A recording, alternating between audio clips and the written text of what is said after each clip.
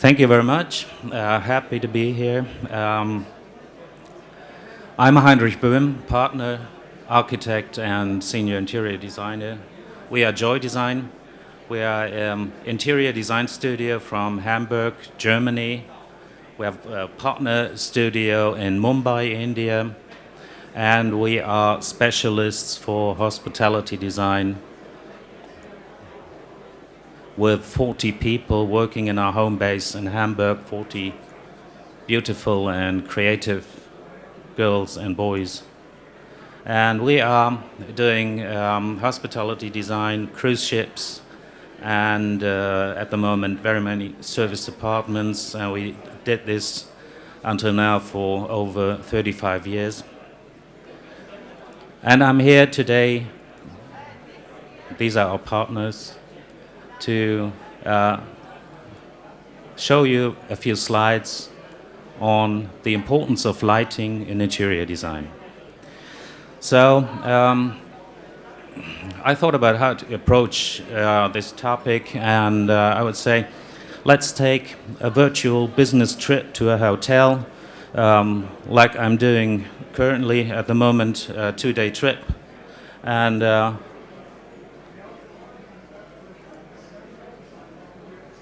what do I expect when I arrive at the hotel? What do I expect from lighting? I want to be welcomed.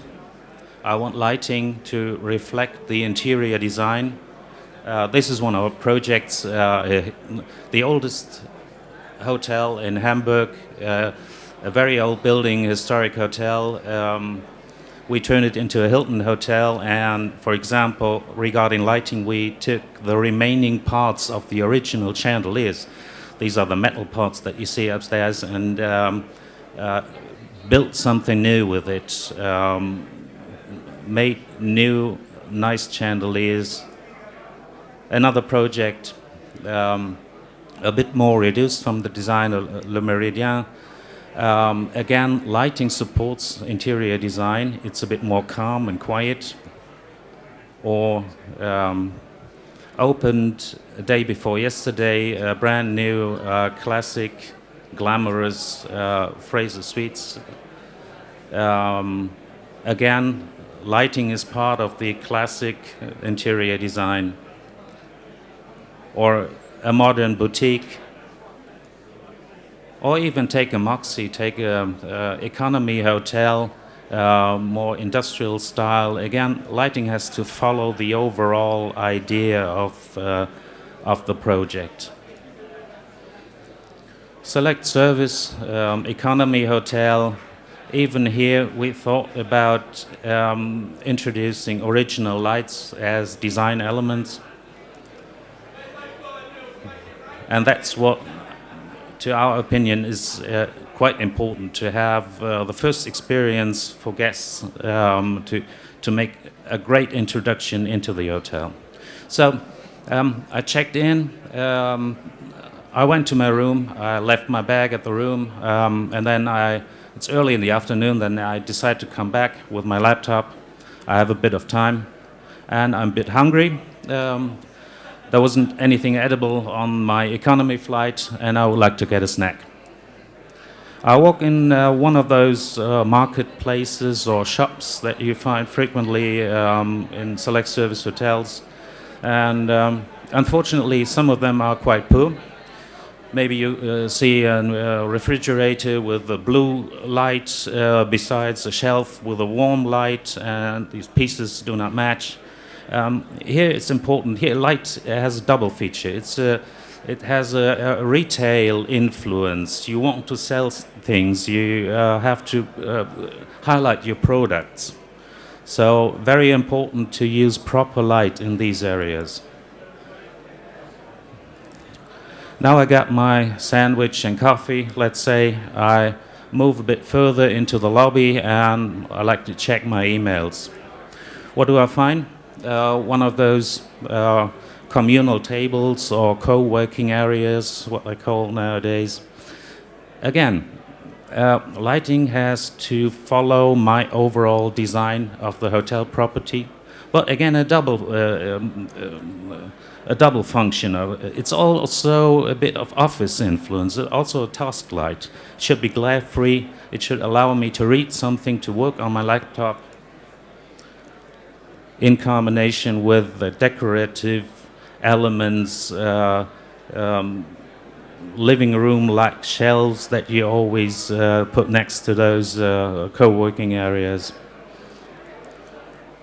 Completely different scenario, a different type of hotel, again one of those Moxies, but again light is very important for those co-working areas to allow people work properly. This is an Indian project. They see that light is perceived quite differently throughout the world. In India, people prefer to have a little bit colder light, to have a bit brighter light that we may not feel comfortable with, but if you have 40 degrees outside, maybe you can understand.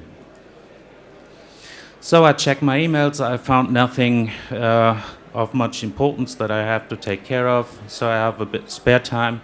I decide to go to the spa. Spa areas are traditionally one of the best playgrounds you have as a lighting designer, as an interior designer. You can do a lot of things that you won't dare in other areas. You can do very calm moods in pool areas. That's one project that we did. We were asked to do an Asian spa with appropriate lighting, a very exciting playground. And this is another one. We did a salt room for a spa, again a very different light mood. And don't forget the gym.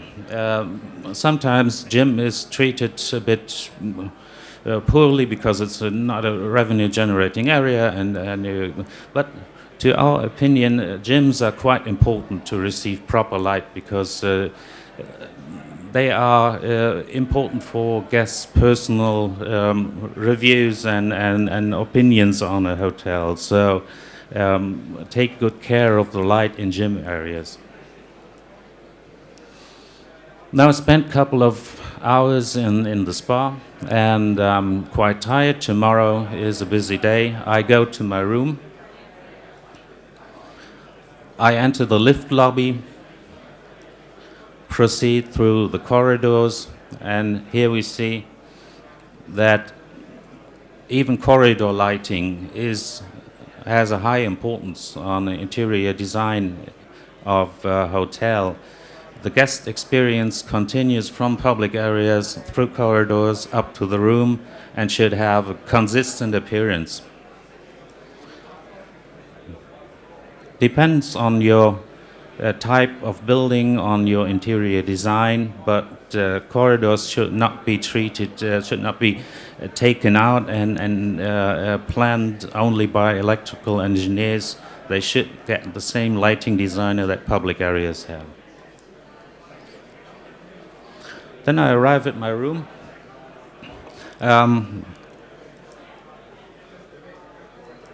In my room, I expect to have a variety of lights. I expect mood light, I expect reading lights, task lights. It does not have to be that many lights as in this room, but avoid to have very poor lights in the room. It's quite important to have a variety of lights. It's also important to have switches and controls at proper positions. And continue into the bathroom. If budget allows, you should have a proper light at the washstand and, if possible, an option to change the light color, as many ladies prefer to make up with neutral light, and this should be given in the bathroom. So I go to bed, switch out my lights, and again, another thing what's important, I have to be able to switch off all the lights from my bed and not search for remaining lights around the room, and that's one of the most annoying things. Had a good night. Bed was very comfortable, and woke up to a brand new day. And what we just heard, natural light is quite important. If the sun comes in, when I take away my bulky blackout curtain, the sun gets in the room, it's the start of a perfect day. I go down and like to have a nice breakfast before the day starts. Breakfast rooms can be design-wise very individual. This is some kind of a club lounge. This is more young, colorful and bright. This is a bit of cafe style, but all we see here that lighting follows the interior design and actually lights up the area, let you get awake, get ready for the day. And even in such nice places where you have enough daylight, additional artificial light in the back of the room is quite important. Then I start the day and go to the meeting space, and as in my breakfast room, the light should be welcoming and bright in my meeting reception space. And when I proceed into the meeting room, it's very important to have natural daylight and additional good ceiling lights. This is only used as a meeting room in this project, so we don't have any glamorous effects, but you can also combine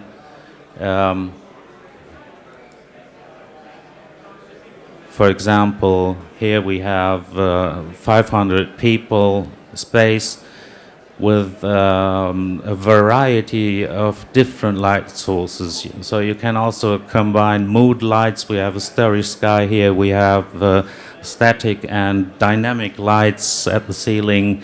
And all of these are put together in a few light scenes that are easy to control by event managers. And what I skipped, more and more hotels tend to install flexible areas, flexible meeting areas within open lobby spaces. And also these areas should not be light-wise neglected, but receive a proper light so you can use them as full-service meeting spaces, even if they're part of a larger space. So a long day of meetings or conference has ended, and I decide to go for dinner with some business friends. And there we have the next spaces that for that lighting is quite important. It's restaurants, completely different than meeting spaces or anything we had before. Here it's all about atmosphere, to calm down, to get rid of the day's business, to to do something for all senses, to highlight your food, to have a nice evening, basically. This is a bit more classical. This one is also a historic building. We exchanged, we preserved the lighting, the original lighting that was in the room, and added some new chandeliers and exchanged the light sources and replaced with LED. But here you see lighting is an integral part, and then one of the most important parts of interior design. A quite simple restaurant, but an old factory, high room, simple furniture, but very good lighting, creating a very attractive mood during the evening. Again, completely different. The steakhouse, the most important part is the grill here, and all the rest is around it, and the lighting, again, follows the interior design. So next, we finished with dinner. We have a final drink at the bar. And again, thousands of different possibilities to build a bar. It can be quite noisy, it can be quite crowded, and it can also be quite relaxing and calm. And all of those areas should receive proper lighting. And mostly you will highlight the bar counter as a central element.